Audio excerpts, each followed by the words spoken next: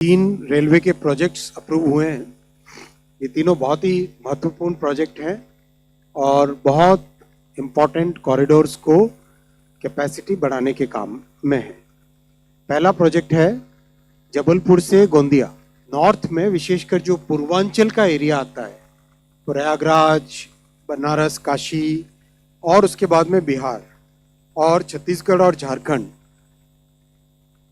और मध्य प्रदेश का रीवांचल जो एरिया आता है अपना, इन सब का साउथ की तरफ जाने का जो रास्ता है, कन्वेंशनली वो रास्ता जबलपुर से इटारसी, इटारसी से नागपुर और फिर नीचे साउथ की तरफ जाता है। इस लंबे रास्ते के बजाय अगर सीधा कॉरिडोर बने जो कि प्रयागराज के बाद में कटनी, कटनी से जबलपुर, जबलपुर से गोंदिया और नीचे चांदा फोर्ट, बल्लार शाह और फिर बाद में नीचे सिकंदराबाद की तरफ जाए, तो एक डायरेक्ट पैरेलल कॉरिडोर बन जाता है जो नॉर्थ से साउथ की कनेक्टिविटी को सिग्निफिकेंटली इंप्रूव करता है।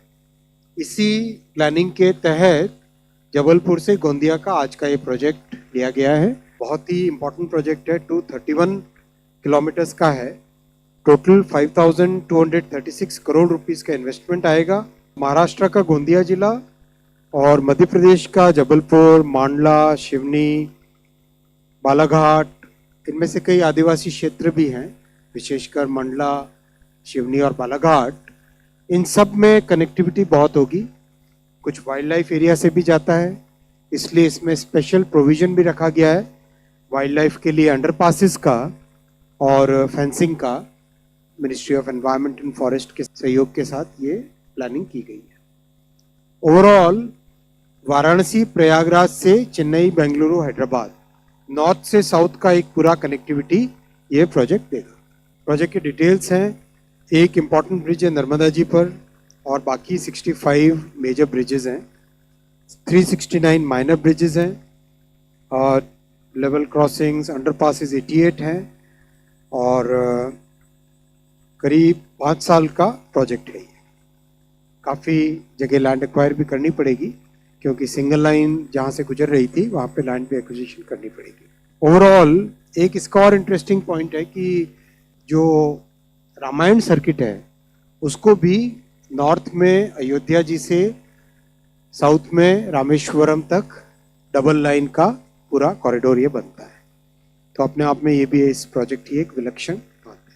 कई अच्छे टूरिस्ट डेस्टिनेशंस हैं, कान्हा नेशनल पार्क, पेंच टाइगर रिजर्व, काचर शिव टेम्पल, धुआंधार वाटरफॉल, कई तरह के और भी प्रोजेक्ट्स हैं और कई इंडस्ट्रीज भी इससे जुड़ती है। Total 7.6 million ton extra cargo इससे आएगा। 16 crore kilogram carbon dioxide saving इससे होगी, which is equivalent to planting 63 lakh trees. अगर प्लांट करते हैं तो उससे जितनी कार्बन डाइऑक्साइड बचती है, सिक्वेस्टर होती है, उसके बराबर का सिक्वेस्टरिंग इस कार्बन डाइऑक्साइड की इस प्रोजेक्ट से होगी। देश की 350 करोड़ की लॉजिस्टिक्स कॉस्ट बचेगी और 78 लाख ह्यूमन डेज इस प्रोजेक्ट से जनरेट होंगे।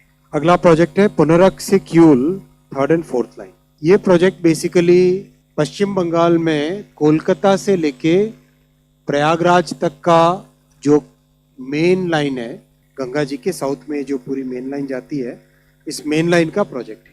कैपेसिटी बढ़ाने के लिए है क्यूल से पुनरक। उसके आगे के भी कई प्रोजेक्ट्स ऑलरेडी टेकअप किए जा चुके हैं।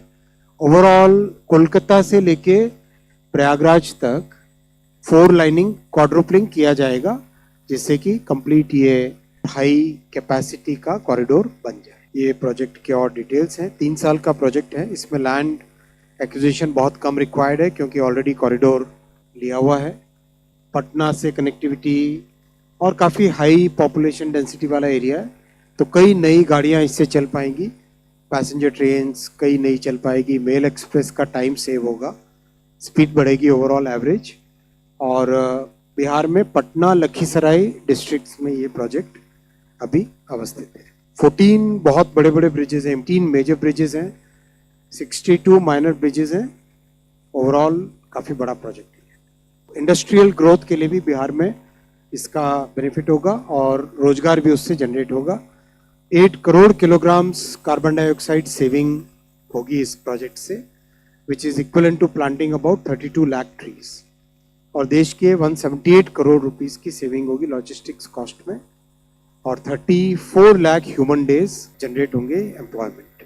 तीसरा प्रोजेक्ट है गम्हरिया से चांडिल। ये प्रोजेक्ट 3 बड़े स्टील क्लस्टर्स को सर्व करता है, एक टाटानगर को, दूसरा दुर्गापुर को, तीसरा बोकारो।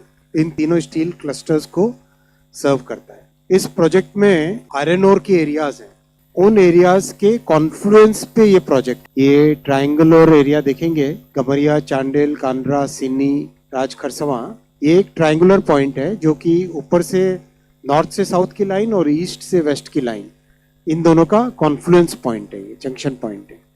यहाँ पर हमेशा गाड़ियाँ डिले होती है बिकॉज मूवमेंट फ्रेट ट्रेन्स का है प्लस पैसेंजर मेल एक्सप्रेस का है, इन सब का मूवमेंट यहाँ पे एक जगह पे आके एक बड़ा बॉटलनेक बनता है। इसीलिए बहुत केयरफुली प्लान करके 3rd और 4th लाइन इस तरह से डिज़ाइन की है कि ईस्ट से वेस्ट का ट्रैफिक डिस्टर्ब नहीं हो, नॉर्थ से साउथ का ट्रैफिक डिस्टर्ब नहीं हो, और जो ओरिजिनेटिंग ट्रेन्स है ये आयरन ओर के एरिया से जनरेटेड जो ट्रेन्स हैं वो तीनों बड़े पॉइंट्स जो स्टील के हैं, टाटानगर, बोकारो और दुर्गापुर, इन तीनों पॉइंट्स पे आराम से जा सके। बहुत केयरफुली डिज़ाइन प्रोजेक्ट है। प्रोजेक्ट चाहे 50 किलोमीटर का, लेकिन इसका इम्पैक्ट बहुत बड़ा होगा ट्रैफिक में और मोबिलिटी में। 26 किलोमीटर रूट लेंथ है और ट्रैक लेंथ 50 किलोमीटर के आसपास आएगी। ट्रैक लेंथ है 68 किलोमीटर्स। 13 मेजर ब्रिजेस हैं, 59 माइनर ब्रिजेस हैं और ओवरऑल करीब ये 3 साल का प्रोजेक्ट है। बहुत इंपॉर्टेंट इकोनॉमिक नोड्स हैं जहाँ पर पावर प्लांट्स हैं, स्टील प्लांट्स हैं, तो ये प्रोजेक्ट काफ़ी एक सिग्निफिकेंट इम्प्रूवमेंट लाएगा मोबिलिटी में। 6 करोड़ kg कार्बन डाइऑक्साइड बचेगी, टाइम बहुत बचेगा। जो ईस्ट से वेस्ट वाली गाड़ियाँ, नॉर्थ से साउथ वाली जो ट्रेन्स हैं, उनका टाइम बहुत बचेगा इस प्रोजेक्ट के इम्प्लीमेंट होने से।